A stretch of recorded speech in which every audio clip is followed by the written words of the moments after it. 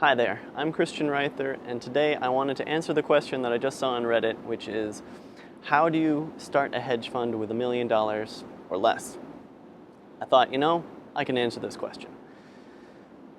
We all know that the best way to start a hedge fund is to work at a big name shop that everybody knows, work there for several years, have a audited track record there that is, you can take somewhere else, earn a few $1,000,000, and then spin out with the blessing of your boss plus probably some money of theirs invested in your fund. That's how you start with a couple $1,000,000 fund, day one, and you go on to great success if you're good at investing.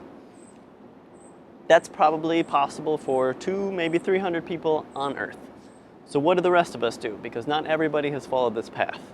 Warren Buffett did not follow this path. Dan Loeb did not follow this path. David Einhorn did not follow this path. Alan Meacham did not follow this path. I'm not going to beat this horse to death, but it is possible. And for you, if you want to follow this path, if you want to have a hedge fund, do good for your clients, how do you do it?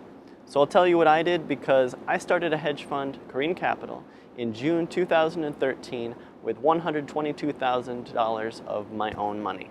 The actual number is right here. That is 12% of $1 million. And 4 years later, I still have my hedge fund. I'm still delivering good value for my investors, and I'm happy and I'm proud. So, what did I do? In February of 2013, I decided that I wanted to run a hedge fund. I then reached out, so I emailed. You could probably do it with LinkedIn or however you communicate with people. So I reached out to everyone I knew who had a hedge fund, had considered having a hedge fund, or who used to have a hedge fund. And I asked to meet them for coffee. And at coffee, these are people that I knew, so they took my coffee meeting, which was nice. I asked them, what did you do? How did it go? Who were your service providers? Your lawyer, your administrator, your accountant, your broker? Who did you use? What mistakes did you make? What do you know now that you would wish you had known then? What do you wish you had done differently? And then very importantly, who should I be talking to? Who else knows about this stuff that I should talk to, and can you introduce me to them? Then I thanked them, and I sat for about 30 minutes writing on my phone in Evernote everything that I could remember of what they had told me. Because if you're going to have a couple dozen of these meetings, you want to be able to remember it a month later, 2 months later, a year later, whatever, and it's easiest for me on my phone. So then I went around to round two. The people I had been introduced to, the people I'd been told to talk to, I reached out to. I asked to get coffee. I asked to meet them in their offices, wherever. Some of them responded, and I got to talk to them. Some of them gave me good information. Some of them did not. But I kept going. And then I asked them the same questions, asked them for the same introductions or ideas on who to talk to. And I continued this until I had a good idea of who I wanted to use. So I talked to a bunch of lawyers. I talked to a bunch of administrators. I talked to a couple of auditors, talked to everybody that I could, and I had a good idea of what service providers I wanted. And probably around April or May, I picked my lawyer, and then we got started drafting the documents. So for me, with a New York domicile, Delaware domiciled onshore U.S. fund, a GP LLC, and a management company LLC, all that set up between April and June 1st.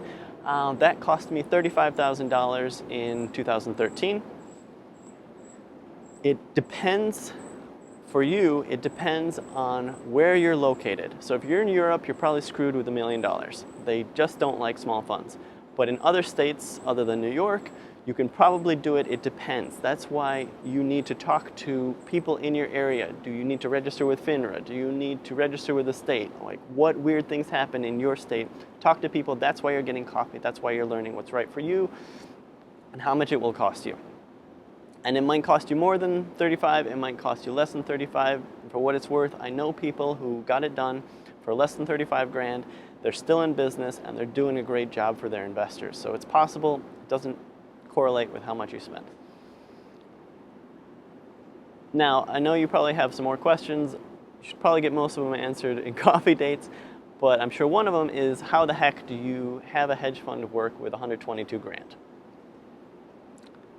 The answer is easy. You get people who trust you to invest with you. You do a good job for them. You deliver strong returns. More importantly, that's not even the right question to be asking yourself. At this stage, the most important question for you to ask yourself is, what is my downside? This is like investing, right? You're not looking at the upside, you're looking at the downside. You want to look at that downside, say, hey, if I do this and in 2 years it's an abject failure, what happened? How can I mitigate it? And can I handle it? If you can handle that downside, you move forward and you'll figure out, the good case works itself out and, deliver those returns, meet people who trust you, get out there. Because if you can handle the downside, the upside is great. Other very important thing to remember is getting your hedge fund in business, setting it up, is probably the easiest part of the entire process.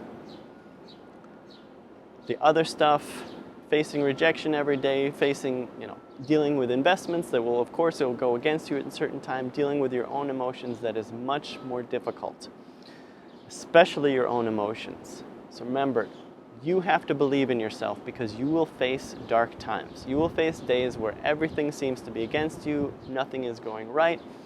You need to have that voice in the back of your head that says, should I really be doing this? You need to be able to shut that down because you believe in yourself. If you have a partner or a spouse, it is incredibly important that they at least believe in you as much as you do, maybe even more. Because on those dark days, you don't want them saying, maybe you should get a real job now. You've given this a good shot. That's how your hedge fund dies. If you stop believing in you, or if your spouse doesn't believe in you, that's very important.